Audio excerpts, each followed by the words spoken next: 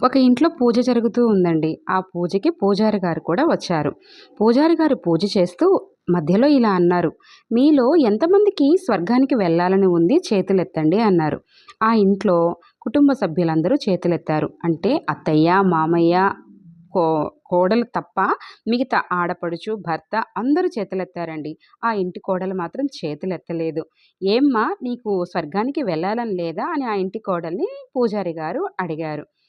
ఇంటి సభ్యులందరూ అంటే అత్తయ్య, మావయ్య అందరూ స్వర్గంలో ఉన్నప్పుడు నాకది స్వర్గం ఎలా అవుతుందండి? నరకమే కదా! నేనిక్కడుంటేనే కదా అది నాకు స్వర్గం అని తెలివిగల్ల కోడలు సమాధానం చెప్పింది. వినడానికి బానే ఉంది కానీ, నాకైతే నచ్చలేదండి.